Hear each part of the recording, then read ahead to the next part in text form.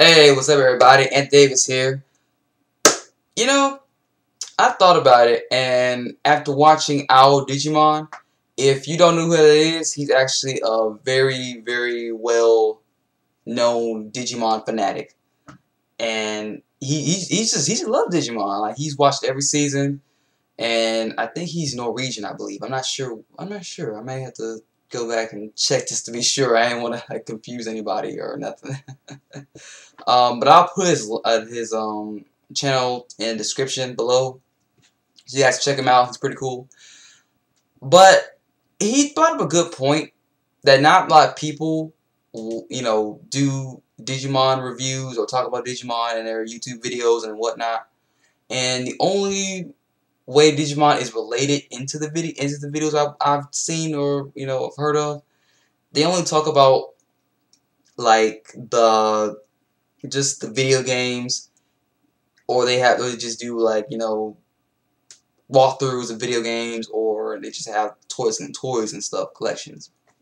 But what I wish to talk about today is, actually I'm gonna go backwards. I'm gonna talk about seasons 6 and 7, and then I'll talk about like 5, 4, and 3, and 2, and 1. Well, I'll talk about 1 and 2 as both. What else I'll do is, I'll do 6 and 7, then 5, then 4, then 3, and then 2 and 1. All in just, that'd be like 5 videos, basically, of just me talking about Digimon. Let's see what I'm talking about. Well, with Digimon Season 6 and 7, 6 I enjoyed. 7, no. With Season 6, it really brought something new and different to Digimon. It brought out this new form of evolution called Digicrossing, or Digicross, whatever you want to call it. And the story starts off with this boy named Taiki Kudo. He is basically like the youngest prodigy. He is good at sports, he's smart, he's nice to people, he wants to help, and blah blah blah, all that type of stuff. But when he helps people, he just doesn't know when to stop helping people. It's like he has to do it every day, all day, and he wears himself out a lot doing that. And we don't really know much why he does it. It hinted it in like the first episode or something. I completely forgot because, like, yeah, Taiki is the main character, but like his backstory wasn't really brought up that much. And I don't know what the reason why that was, because I mean, he's the main character. I mean, the main character should have a complete backstory. I mean, Kihara had a backstory, and we'll get to Kihara in a minute. With Taiki, on the other hand, he just has a good sense of justice, and he's very, energetic and outgoing. And he has 2 friends. One of his friends, well, technically the other friend was a rival, but he has 2 first friends or whatever. 2 people he's, hung out with the most part. And her name's Akari. And Akari, I guess more or less, is like his keeper, I guess. She watches out for him, and whenever he is about to faint or fall or whatever, she would always have a pillow to catch him, and she's kind of like his, like very close friend. She watches out for him. She looks out for him like a big sister, I suppose you would say. Even though they're kind of the same age, it's kind of weird, but yeah. And then you have Zenjiro. Now, Zenjiro, on the other hand, started off as a rival. Well, it was more or less like a self-reservation rival. I did not know, I didn't say that word right. But what I meant to say was that Zenjiro thinks Taiki is his rival in his head, simply because he lost a match to him in Kendo. And to be honest, Taiki didn't even know what he was doing in the thing anyway. So, he felt like he needed to, attack him and, like, challenge him to a duel again, so he'll, want to fight him again. and just win back his personal spot or blah blah blah whatever. What else happens? What's up happening is that something weird happens, like this interdimensional portal comes out and like a car like sitting on top of it, and it falls down or whatever, and then Taiki can hear a voice, and he goes to the voice and finds this Digimon, and the Digimon is small, and it's not really small, it's more or less like it's like a hologram type of thing.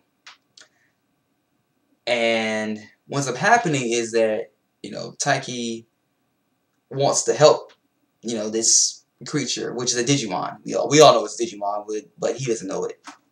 And he's talented helping for people and whatnot, and Kari's trying to talk him out of it and stuff like that. Then all of a sudden, this device appears, which is called a crossloader.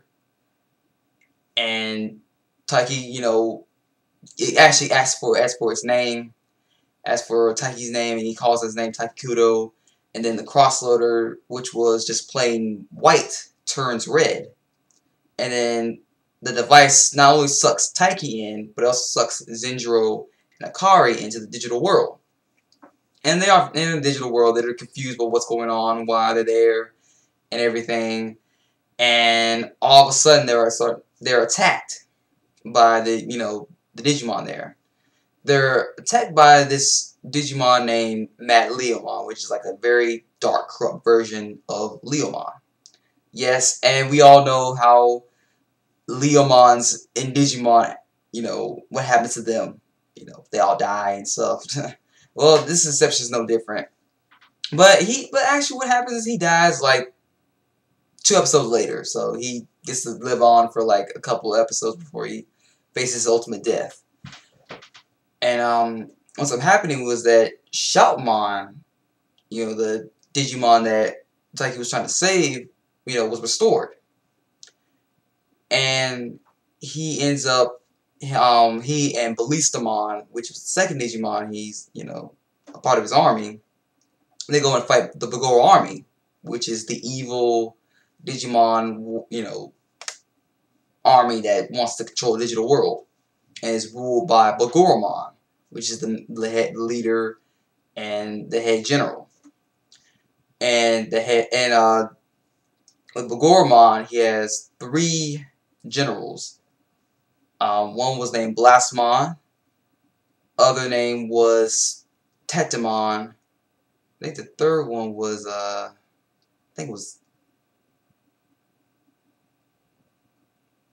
forgot her name already, dog.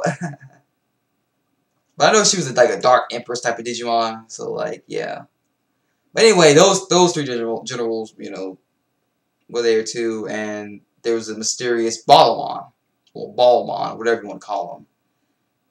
And during the whole like Shoutmon and Ballistamon versus Mad Leomon and his army, what's up happening is that Taiki ends up fusing both Ballistamon and Shoutmon into, I guess, like an incomplete version of Shoutmon Cross 4.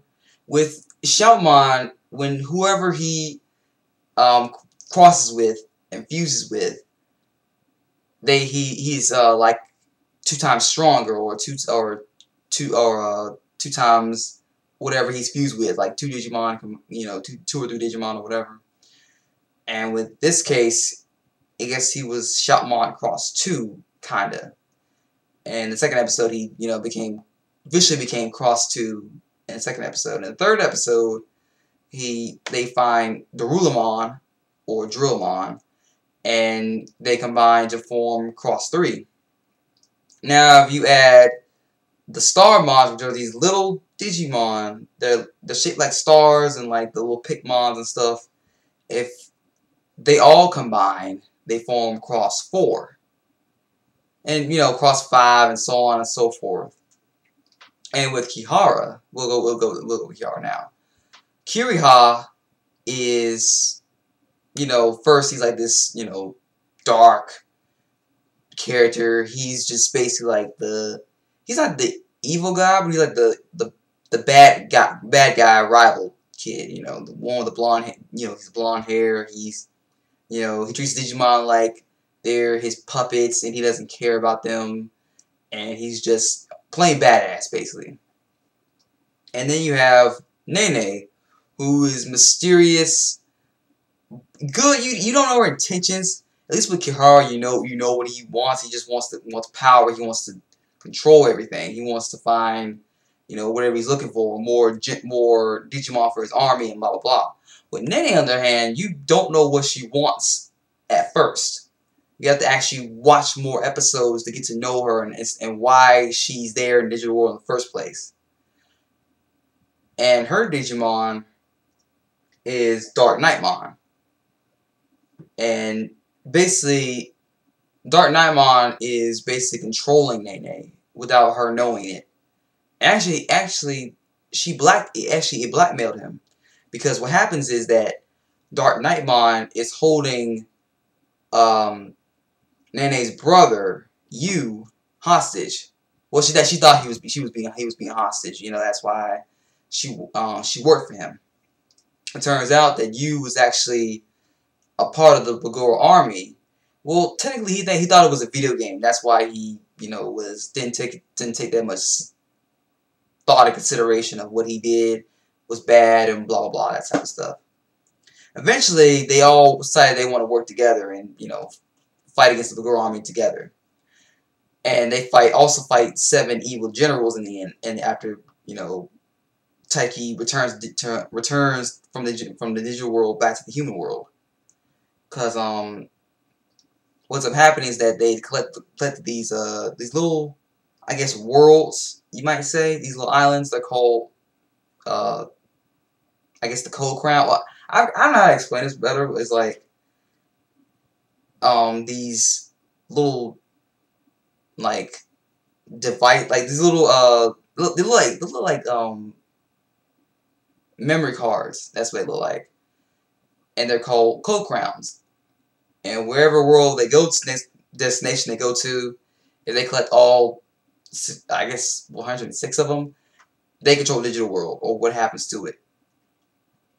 Bagorama ends up getting all the, you know, Cold Crowns and stuff, and reshapes the digital world, and gets 7 evil generals to control each, you know, each of the 7, you know, worlds and stuff.